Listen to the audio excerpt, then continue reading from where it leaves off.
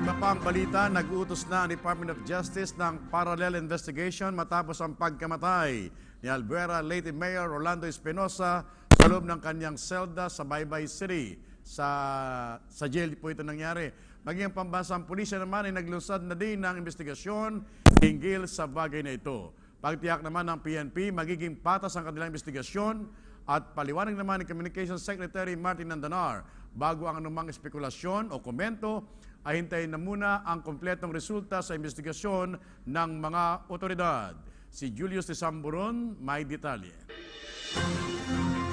Matapos ang pagkamatay ni Albuera Leyte Mayor Rolando Espinosa nitong Sabado sa loob ng kanyang selda sa Leyte Sub-Provincial Jail sa Baybay City, nag-utos ang Department of Justice ng parallel investigation hinggil dito. National Bureau of Investigation ang gumagawa ng parallel investigation sa nasabing krimen.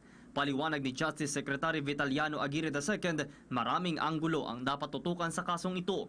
Dagdag pa ni Secretary Aguirre, maraming suspicious circumstances sa krimen, kaya't ang importante ay malaman kung ano talaga ang totoo at sanhi ng pagkamatay ni Espinosa. Bukod sa DOJ, agad ding ipinag-utos ni PNP Chief Director General Ronald Bato de la Rosa ang isang impartial independent investigation. Inatasan ni General De La Rosa ang Regional Internal Affairs Service ng Police Regional Office 8 na mag-imbestiga sa insidente. Siniguro naman ng PNP Chief na magiging patas ang kanilang investigasyon at walang magaganap na whitewash. Kabilang sa iimbestigahan ng Region 8 IAS ang CIDG Northern Leyte Team. Nagpadala na rin ang CIDG ng 3 nitong miyembro patungong Leyte para mag-imbestiga.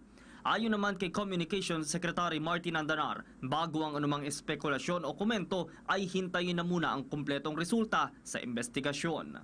Hindi pa kami nagkakausap ng Pangulo tungkol dito sa kaso ni Rolando Espinosa. Pero alam naman natin na ang Justice Secretary ay alter ego ng ating Pangulo. Ganun din po si General Bato de la Rosa. Kaya kung ano man ang mga hakbang na ginagawa ngayon ni Secretary Aguirre, PNP Chief Bato de la Rosa, ito po ay naaayon sa kanilang tungkulin bilang alter ego ng ating Pangulo. Palaisipan din daw sa Malacanang ang nangyaring pagpatay kay Espinosa sa loob ng piitan. That's a good question. Personally, ako I'm puzzled because alam natin na si Mayor Espinosa ay malaking tulong ito sa ating gobyerno sa paggalugat at sa paghanap ng involved sa illegal drugs. Kumbaga, Mayor Espinosa is an asset to the government's investigation, mga may sangkot sa pagbibenta ng illegal na droga, lalong-lalo na the upper echelons of the drug ring.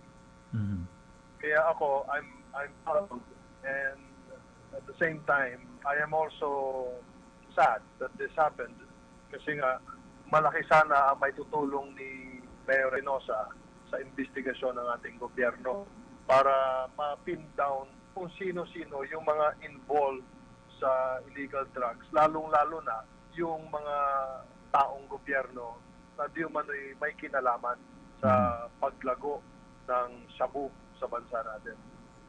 Kaya para sa akin ay malaking kawalan po sa gobyerno na namatay si Mayor Espinosa.